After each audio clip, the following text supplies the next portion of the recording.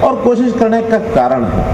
कारण ये है कि आज लगभग 4 लाख पशुधन ऐसा है जो सड़कों पर फिरता है, कोई उनकी देखभाल नहीं होती, पन्नी खाती हैं, प्लास्टिक खाती हैं और कई बार एक्सीडेंट होते हैं। उस एक्सीडेंट के कारण से जान चली जाती है। पूरे समाज की एकता ये कैसे ध्यान में आई कि 61 गांव सब मिल करके इस गौशाला को चलाते हैं, निश्चित रूप से योगदान भी करते होंगे। और इस दैया खाप के सब प्रधान मेरी बात समझ रहे होंगे।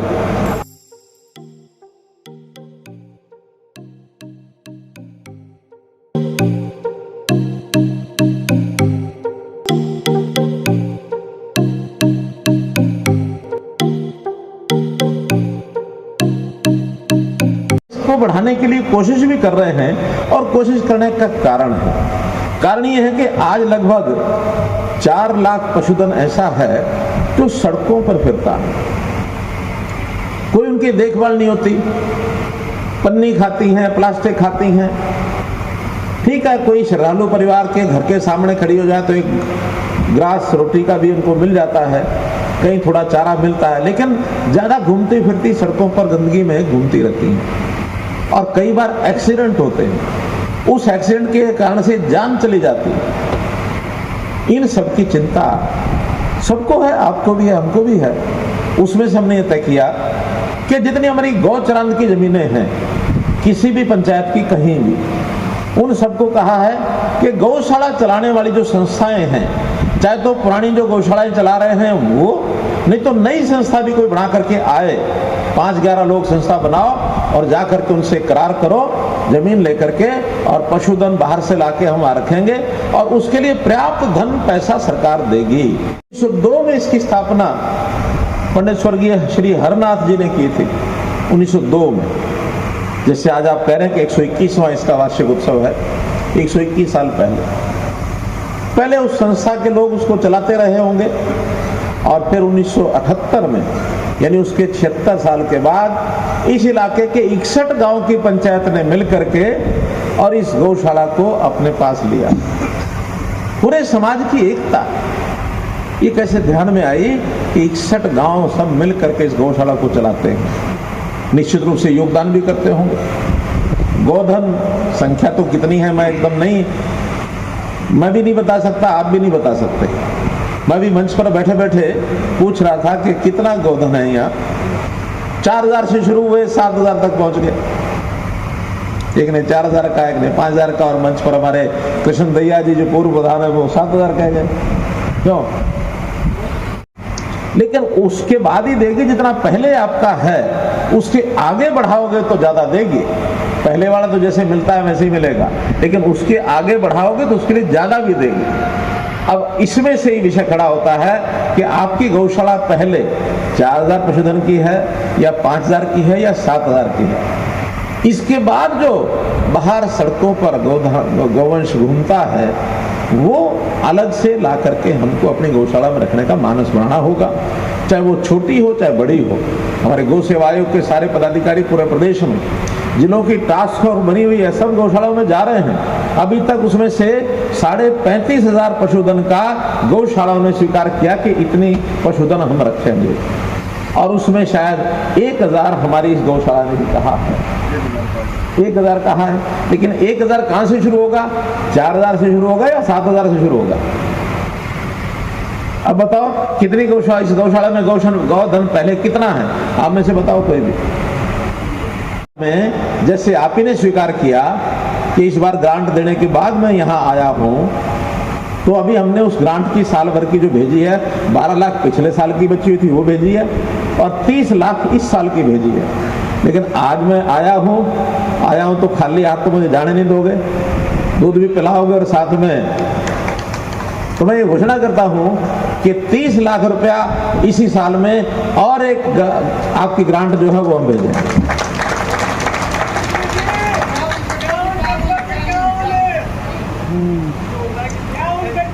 सुनो सुनो सुनो सुनो, आपने जोर मार दिया। देवेंद्र कौशिक तू कहाँ ने बैठा है? मेंबर पार्लियामेंट की 11 लाख जोड़ दो भाई, 42 हो गए। और भाई 9 बचे मोहनलाल जी, क्या के लिए आया? तो 9 लाख इनके हो गए कितने? 51 हो गए। ठीक है, 51 तो ये हो गए। लेकिन ये सारे 7,000 पशुधन तक तो यही रहेगा, और 7,000 के आगे अगर और 1,000 आपने ले आए, उसके लिए जमीन भी मुझे बताया कि 16 एकड़ जमीन या पंचायती जो है सिसाना सेकंड पंचायत की, अब तो सरकारी सिस्टम से भी जब से हमने ये अनुदान देने शुरू किए हैं, इसका एक लेखा जोखा रखना बहुत जरूरी हो गया है। लोग अपना व्यक्तिगत दान करते हैं, कितना ही कर दो कितना ही ना कर दो, कोई पूछने वाला नहीं, कोई हिसाब रखने वाला नहीं। लेकिन सरकार के पैसे का एक एक पैसे का ऑडिट होता है, हिसाब रखा जाता है। और जब हम अनुदान देते हैं तो कितने पशुआं हैं, कितना गोद है, उसके हिसाब से उसको गुणा करके भेजते हैं। ये एक हिसाब इसलिए भी जरूरी है कि धीरे धीरे उस गौ, हम जो गौओं के प्रति जो सम्मान हमारे मन में है, आदर है, तो ये अनुदान जब से हमने बढ़ाना शुरू किया है तब से ये बहुत आवश्यक हो गया है। गौ के बारे में जितनी यानी व्याख्या की जाए, जितना उसके गुण गाए जाए, उतने कम है।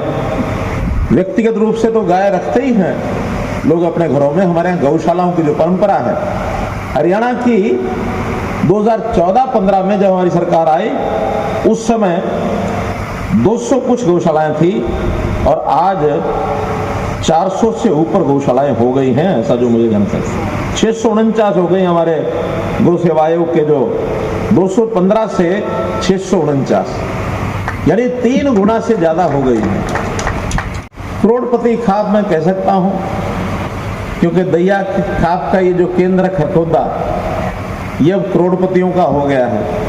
जब से मारुति आई है तब से जो किला हमारा 50 लाख का था वो 5-7 करोड़ का हो गया होगा। हो गया कि नहीं? हो गया ना? घर बैठे करोड़पति भाई। तो ये हमारी करोड़पति सरदारी। और इस दैया खाप के सब प्रधान, मेरी बात समझ रहे होंगे, खाप बहुत अच्छे काम कर रही है, ऐसा मुझे खाप का पता है। दैया खाप का लोगों के झगड़े निपटवाती है, उनको एक करती है, फैसले करती है, बड़े बड़े फैसले, 302 तक के फैसले कर रखे हैं। लेकिन भाई जब खाप का प्रधान चुनने की बारी आई तो कई प्रधान सामने हैं, उन सब प्रधानों को भी मैं नतमस्तक होता हूँ। लेकिन गौशाला चलाना आपका काम, पैसों की दिक्कत आएगी, हम हैं बैठे हुए। और यहाँ फिर और जो डिमांड की है, चाहे वो सोलर पावर की होगी, वो हम करेंगे। पहले से बिजली का बिल हम सिर्फ पहले 8 रुपये होता था, हमने 2 रुपया कर दिया, 2 रुपया यूनिट कर दिया अब गौशालाओं का सबका। और इसमें अगर गौशालाओं से कुछ हमको दूध या गौमूत्र की या गोबर की कुछ बनी हुई चीजें, वो अगर आप बनाने के लिए छोटा मोटा एक इंडस्ट्री को लगा लें, उसकी बिक्री की व्यवस्था भी हम कराएंगे ताकि गौशाला की आमदन बढ़ जाए। तो इसलिए मेरे भाइयों बहनों, मैं कोई बहुत ज़्यादा इससे बाहर जाने वाला नहीं। हाँ, पंचायतों ने भी 2 प्रस्ताव दिए हैं, मैं उसको यहाँ भी पढ़ नहीं पाया हूँ। सिसाना 1, सिसाना 2 उसको पढ़वाएंगे। और जो जो चीज़ यहाँ होने वाले काम हैं, एक एक करके डिपार्टमेंट को देके उसकी फिजिबिलिटी चेक करा के सब कराएंगे। गांव के पैसे हमने खूब देने शुरू किए हैं। जो पैसा ग्रामीण क्षेत्र में हरियाणा का 2 साल पहले सिर्फ 1700-1800 करोड़ रुपया जाता था, इस पिछले 1 साल में 7600 करोड़ रुपया भेजा हमने गाँव, 7600 करोड़। कोई कमी नहीं है भाइयों बहनों। मित्रों, इंडस्ट्री बहुत आ रही है हरियाणा में, टैक्स हमारे पास बहुत आ रहा है। और जैसे मारुति जैसे उद्योग आ गए हैं, इस सोनीपत जिले के अंदर ही पूरी लोगों की भीड़ लगी हुई है कि हमको एक लाइसेंस दे दो, हमको एक CLU दे दो, हमको इंडस्ट्री लगवा दो। हम जो है हरियाणा जो है पूरे देश और दुनिया के लोगों के लिए पहली चाहत बन गई है। क्यों पहली चाहत बनी है? यहाँ सब तरह की सुविधाएं उनको दे रहे हैं, उनकी सब्सिडी उनको दे रहे हैं। लेबर का भी हम 4000 रुपये महीने का उनको अलग से देते हैं कुछ साल के लिए। और लॉ एंड ऑर्डर स्थिति, हमारे पुलिस के लोग यहाँ खड़े हैं, उनको शाबाशी देता हूँ कि इस इलाके में जो स्थितियाँ गंभीर थी, खराब थी, दिल्ली तक के लोग जो बदमाशी करने के लिए यहाँ पहुंच जाते थे, अब सब भाग गए हैं। कोई व्यक्ति अब इधर आंख उठा के देखता नहीं है, एक बार देख लिया तो उठा के अंदर पटक देते हैं। हम किसी का लिहाज नहीं करते हैं। करप्शन ने खत्म कर दी है। ये जो 2 नंबर के धंधे होते थे कि पहले जमीनें ले लो, फिर उनकी जमीनें छोड़ने का सौदा कर लो और अंदर अंदर करके कोर्ट से छुड़वा दी, अपने आप छोड़ दी, पैसा बढ़ा दिया, घटा दिया, किसान मारा जाता था। अब हमने किसान को कहा है कि आपका जमीन का पैसा, पूरा पैसा आपको मिलेगा और इसमें हमने एक्वायर करने की बजाय सीधा खरीदना शुरू कर दिया है कि किसान आए, बोल भाई क्या रेट लेना है, उस रेट के साथ खरीद लेते हैं, उसको पैसा उसके बैंक में भेज देते हैं। कोर्ट के कोई झगड़ा नहीं, कोई झंझट नहीं। नीचे बैठे लोग बताएंगे आपने यहाँ कितने गोधन है, कितना पशुधन है, संख्या 5000, 7000। तो ये तो मेरे लिए और अच्छी बात हो गई कि अगर 7000 है तो फिर 7000 से गिनती शुरू होगी, 7 से 8000 जो पशु होंगे उसके लिए स्पेशल ग्रांट देंगे हम आपको।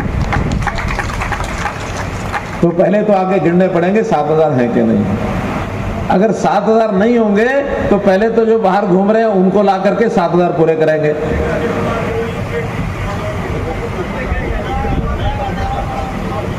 मैं क्या कह रहा हूं, पहले तो 7000 पूरे करेंगे, फिर 7000 से गिनती शुरू करके और 8वें हजार की स्पेशल ग्रांट देंगे। बोलो भाई है मंजूर?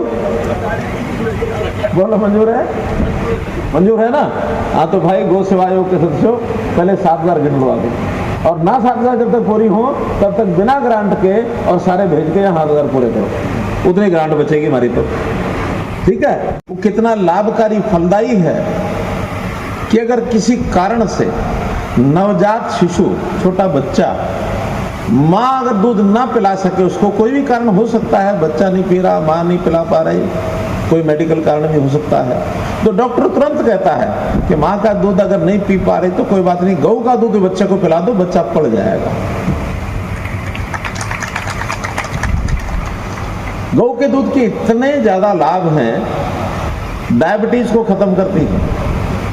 अगर किसी को शुगर की बीमारी हो ना, गौ का दूध पीना शुरू करो, धीरे धीरे डायबिटीज खत्म। हृदय रोग को खत्म करती है गौ का दूध, जो इतना गुणकारी है।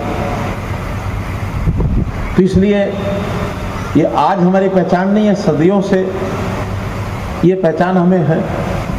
और फिर गौ भगत लोग गौओं की सेवा भी इसी भाव से करते हैं।